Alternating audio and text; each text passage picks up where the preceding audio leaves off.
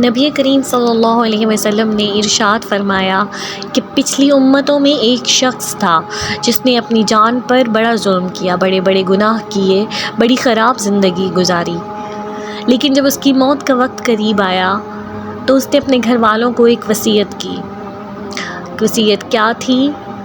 کہ میں نے اپنی ساری زندگی گناہوں میں گزاری ہے، غفلت میں گزاری ہے، میں نے کوئی نیک کام نہیں کیا، اس لیے جب میں مر جاؤں نا تو میری لاش کو جلا دینا جو راکھ بن جائے گی، اور پھر اس کے چھوٹے چھوٹے پیس کر لینا اور مختلف جگہوں میں رکھ دینا تاکہ ہوائیں آ کر میری راکھ کو لے کر چلی جائیں۔ اور یہ وصیت میں اس لیے کر رہا ہوں کہ خدا کی قسم اگر میں اللہ کے ہاتھ میں آ گیا نا تو اللہ مجھے ایسا عذاب دے گا، ایسا عذاب دے گا کہ دنیا میں کسی اور شخص کو اتنا عذاب نہیں ملے گا، اس لیے کہ میں نے گناہ ایسے کیے ہیں۔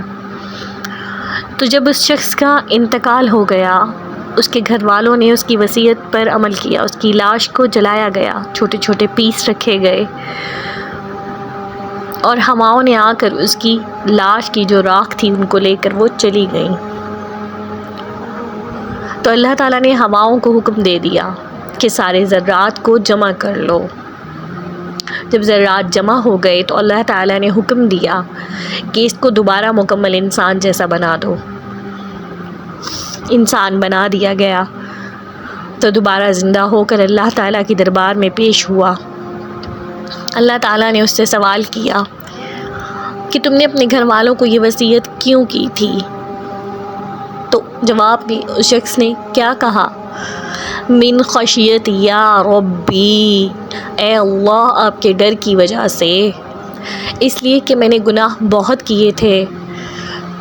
اور ان گناہوں کے نتیجے میں مجھے یہ یقین تھا کہ آپ مجھے بہت سخت عذاب دیں گے اور آپ کا عذاب بڑا سخت ہے، تو میں نے اس عذاب کے ڈر کی وجہ سے ان کو یہ وصیت کی تھی۔ اللہ نے فرمایا میرے ڈر کی وجہ سے تم نے یہ عمل کیا تھا، جاؤ میں نے تمہیں معاف کر دیا۔